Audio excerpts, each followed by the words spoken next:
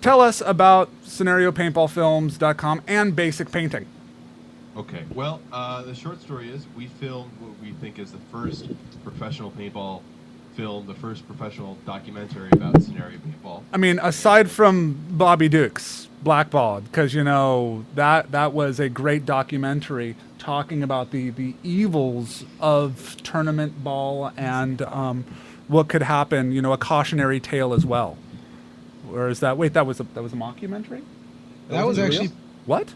Oh, come on. That was actually pretty funny. I watched it. It was great. We watch it at every big event we can hook it up with. Nice. Now, so you were the first one to do something like this. No one has ever tried to be, I don't know, at an actual game and make a full film. We're not just talking like 10, 15 minutes. This is like almost an hour long, right? This is full on 8 cameramen, 6 HD cameras running around West Point for the entire weekend. Jesus. There's one other company that's tried it.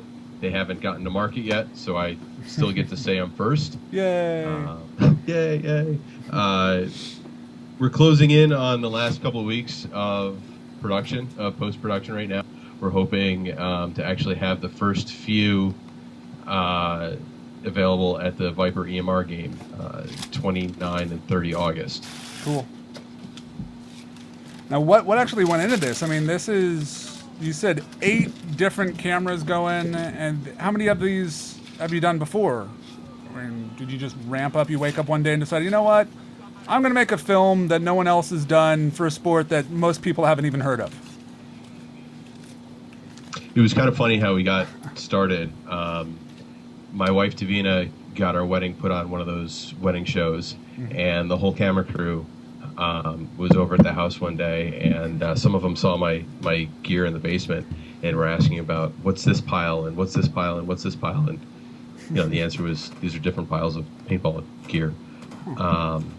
And we started talking about it. One thing led to another, and next thing I knew, I was co-producing this documentary. That's pretty cool. I mean, one thing led to another. It's a pretty big jump to go from not doing anything in the film industry before and then just trying to go to a full hour-long production. Well, I think I ought to stress that I'm the only one involved in the company and involved in the entire project who's not a film professional. Oh, okay. So it helps. Everybody else has 10, 15, 20 plus years of experience within films and broadcasts and movies and so on. I was just the only one who had ever played paintball before. Now, what is the film about? It's called Basic Painting. Is it like a Bob Ross documentary on a landscape portraiture or what? Well, no. What we're really trying to do is introduce. We're trying to do a number of different things. But first and foremost, we want to be at least moderately entertaining. We want to show the world what scenario paintball is and really introduce people outside of the sport of paintball into scenario style paintball. The sport's growing, and we're going to do the best we can to help the sport grow. As I unplug his microphone. Oh, that's always I'm like that. Nice. That being said, we're also... What's that? I unplugged the microphone for you for the speaker because I was trying to move it. And you're like, and that. I'm like, shit. And that being said, like, oh, well, that works out perfectly then. Beautiful transition. I don't even remember what I said. I don't know. I never do. So we're trying to entertain people. Mm-hmm. We want to introduce people who've never really played paintball before to scenario paintball, and we also are aiming the film towards paintballers who maybe don't have an opportunity to play at West Point. They want to see what the USMA can bring to the scenario world, and really you can see some of it in our trailer. We get to see a lot of toys at the West Point games that you don't see in other scenarios. Now, I was talking to you earlier, and Eric is in the chat board now, so I'm actually going to use his quote, and I used it in the intro too. He said that the West Point game is the most stand-up weekend of paintball you will see in your entire life. And so, you guys pick this on purpose because you know people are going to be on good behavior, or is this just something that you're going to go to anyway, so you decided to drag a camera crew with you? Actually, I looked at 3 different games. My partner and I looked at 3 different games, West Point and 2 others. And at the end of the day, I'd been to West Point a few times in the past, and I knew it was going to be a lot more difficult to do it right and get the official permission from the United States Army. I went through the Public Affairs Office in LA, but we felt at the end of the day it was really worth it to go through the extra heartache and paperwork and bureaucracy and stuff to portray the game that's at West Point. As Eric stated before, it's really unlike any other scenario game, and that even guys who are normally stand up and normally play with honor really just put it up an extra level when they show up at West Point.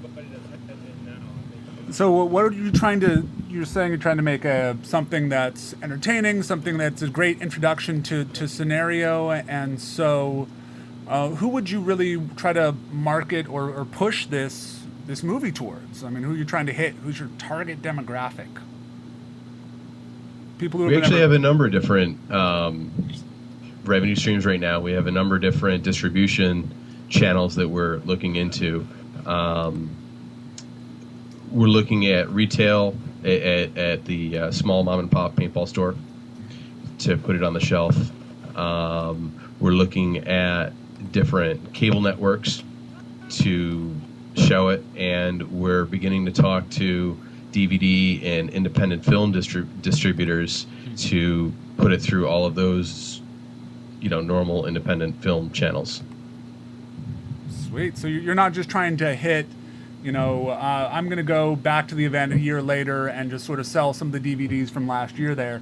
You're doing what we're saying, thinking outside the box. You're trying to make this big and actually draw people in from outside the sport itself, it's a pretty big undertaking to try to do that. Did your film guys talk you into it or try to talk you out of that? I think I got talked into it. I think I got really talked into it. The reality is, though, we put on such a big production that if we just went to West Point for the next 2 or 3 games in a row and sold, a few hundred copies at each one, we probably wouldn't break even. Holy. Now, is this going to cost somewhere in the ballpark of around $120,000 or something, or? You're talking 8 cameramen?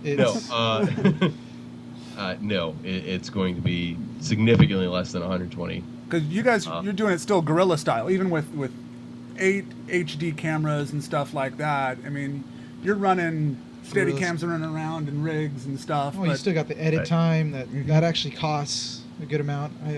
I know editors, they're not cheap, and believe me, I charged a lot when I was Fortunately, my partner is one of the editors. Oh, nice. We hired a second editor. We hired a computer graphics designer to do like the moving maps that you see on History Channel and stuff.